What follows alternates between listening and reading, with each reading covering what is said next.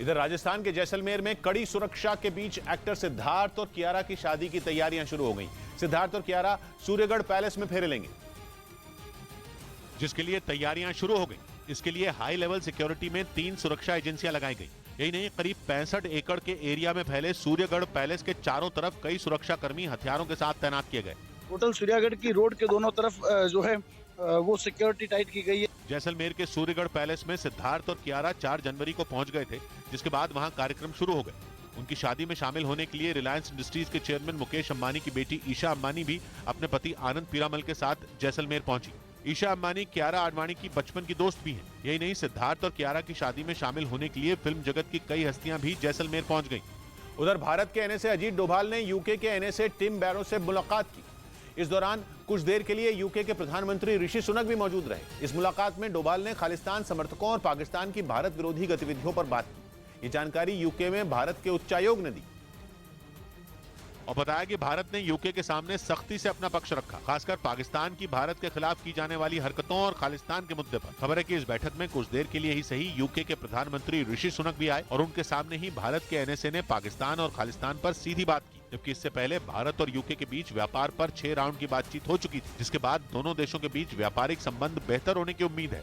क्योंकि सुनक ने कुर्सी संभालते ही कह दिया था कि वो पुराने प्रधानमंत्रियों की तरह फैसले नहीं लेंगे और भारत के संग व्यापार को बेहतर बनाएंगे। यही नहीं, उनका भारत और यूके के एनएसए की बैठक में पहुंचना भी बड़ी पहल माना जा रहा है, क्योंकि वो केवल बैठक में नहीं गए बल्कि उन्होंने भारत के साथ रक्षा और व्यापार संबंधों का नया दौर शुरू होने का भरोसा भी दिया। यूके में भारत के उच्चायोग ने जानकारी देते हुए पाकिस्तान को बता दिया कि दोनों देशों के बीच दोस्ती गहरी होती जा रही है, जो पाकिस्तान के लिए किसी बुरे सपने से कम नहीं होगा। क्योंकि एक तरफ पाकिस्तान यूके और अमेरिका जैसे देशों से मदद के लिए छटपटा रहा है, तो वहीं दूसरी तरफ इन देशों से भारत के रिश्ते मजबूत होते जा रहे हैं, जिससे पाकिस्तान की भारत विरोधी हरकतों को जोरदार झटका लगेगा। यूके से पहले अजीत डोभाल अमेरिका के दौरे पर थे और वहां से सीधा यूके पहुंच गए, जहां उन्होंने पाकिस्तान के जले पर नमक छिड़कने का काम किया। क्योंकि मुमकिन है कि उनके यूके के दौरे के दौरान भारत को कई फायदे हों। रक्षा क्षेत्र में तो कुछ बड़े समझौते होने की उम्मीद है। इससे पहले भारत और अमेरिका के बीच बड़ी रक्षा डील हो चुकी है और अब यूके का नंबर है। यही नहीं, यूके से अजीत डोभाल रूस जाने वाले हैं, यानी भारत के एनएसए उस देश के दौरे पर होंगे जिससे यूके और अमेरिका की नहीं पटती। लेकिन भारत की कूटनीति ऐसी है कि वो पश्चिमी देशों का भी दोस्त है और रूस का भी, जिसका उसे फायदा होगा। जबकि पाकिस्तान को उसकी काली करतूतों की वजह से ये देश पानी तक नहीं पूछ रहे। इधर उपराष्ट्रपति जगदीप धनखड़ की फर्जी व्हाट्सएप प्रोफाइल बनाने वाले 2 लोगों को दिल्ली पुलिस ने गिरफ्तार कर लिया। इन दोनों युवकों पर कुछ सीनियर अधिकारियों के साथ धोखाधड़ी के लिए उपराष्ट्रपति के नाम का गलत इस्तेमाल करने का आरोप लगा और पुलिस ने आरोपियों से 5 मोबाइल फोन भी बरामद किए। पुलिस के मुताबिक इस फर्जीवाड़े की शिकायत कई सीनियर अधिकारियों ने की थी।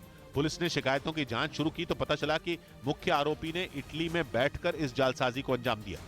ये मैसेज कर रहा था टॉप ब्यूरोक्रेट्स को और उनसे ये फेवर सीख कर रहा था। पुलिस के मुताबिक आरोपी ने उपराष्ट्रपति का फर्जी व्हाट्सएप प्रोफाइल बनाने के लिए बहुत से यूट्यूब वीडियो देखे थे। न्यूज़ 18 इंडिया की web series FIR number 208 streaming now.